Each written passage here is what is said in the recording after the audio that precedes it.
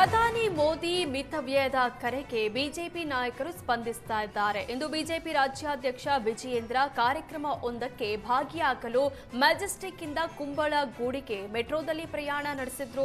ಬಳಿಕ ಮಾತನಾಡಿದ ವಿಜಯೇಂದ್ರ, ಪ್ರಧಾನಿ ಮೋದಿ ಮಿತವ್ಯಯದ ಕರೆಗೆ ನಾವು ಸ್ಪಂದಿಸುತ್ತಿದ್ದೇವೆ ಅಂತ ತಿಳಿಸಿದರು.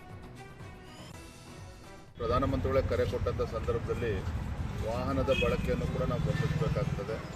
ಆದಷ್ಟು ಸಾರ್ವಜನಿಕ ಬಸ್ ಇರ್ಬೋದು, ಮೆಟ್ರೋ ಇರ್ಬೋದು, ಇದನ್ನು ಬಳಸಬೇಕು ಅಂತೇಳಿ ಪ್ರಧಾನಮಂತ್ರಿಗಳೇನು ಒಂದು ಕರೆಯನ್ನು ಕೊಟ್ಟಿದ್ದಾರೆ.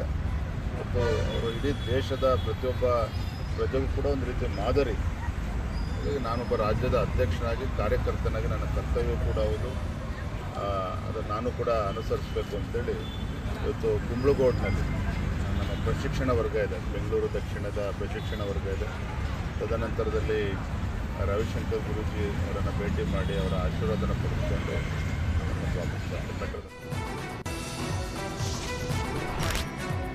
ಇದೇ 24ರಂದು ನಡೆಯಬೇಕಿದ್ದ MBA, MCA ಕೋರ್ಸ್ಗಳ ಪ್ರವೇಶ ಪರೀಕ್ಷೆ ಮುಂದೂಡಿಕೆಯಾಗಿದೆ. ಮೇ 24ರಂದು ಕೇಂದ್ರ ಲೋಕಸೇವಾ ಆಯೋಗದ ಪರೀಕ್ಷೆ ಹಿನ್ನೆಲೆ MBA, MCA ಪ್ರವೇಶ ಪರೀಕ್ಷೆಯನ್ನ ಜೂನ್ 14ಕ್ಕೆ ಮುಂದೂಡಲಾಗಿದೆ.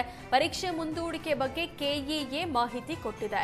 ಈ ಹಿಂದೆ ಪ್ರಕಟಿಸಿದಂತೆ ಮೇ 23ರಂದು MTech, MBA ಹಾಗೂ DCET ಪ್ರವೇಶ ಪರೀಕ್ಷೆಗಳು ನಡೆಯಲಿದೆ ಅಂತ KEA ನಿರ್ದೇಶಕ H. ಪ್ರಸನ್ನ ಮಾಹಿತಿ ಕೊಟ್ಟಿದ್ದಾರೆ. ಕರ್ನಾಟಕದಿಂದ ಇಸ್ರೇಲ್ಗೆ ಪರಿಣಿತ ಕಾರ್ಮಿಕರ ಪೂರೈಕೆಗೆ ಸಂತೋಷ್ ಲಾಡ್ ಮೊದಲ ಹೆಜ್ಜೆ ಇಟ್ಟಿದ್ದಾರೆ. ಈ ಬಗ್ಗೆ ಬೆಂಗಳೂರಿನ ಇಸ್ರೇಲ್ ಕಾನ್ಸುಲೇಟ್ ಜನರಲ್ ಅಧಿಕಾರಿಗಳೊಂದಿಗೆ ಕಾರ್ಮಿಕ ಸಚಿವ ಸಂತೋಷ್ ಲಾಡ್ ಮಹತ್ವದ ಸಭೆ ನಡೆಸಿದ್ದಾರೆ.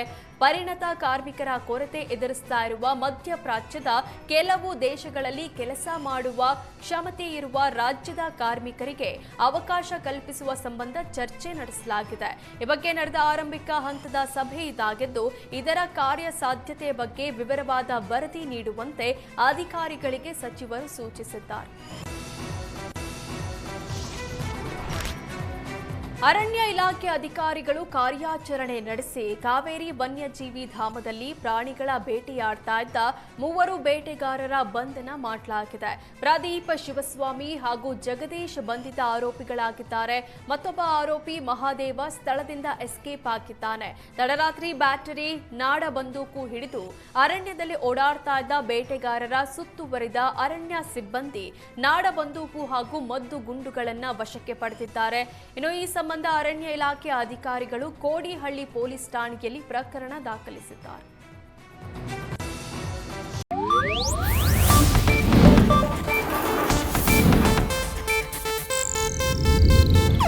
ಇದು ಏಷ್ಯಾನೆಟ್ ನ್ಯೂಸ್ ನೆಟ್ವರ್ಕ್ ಪ್ರಸ್ತುತಿ.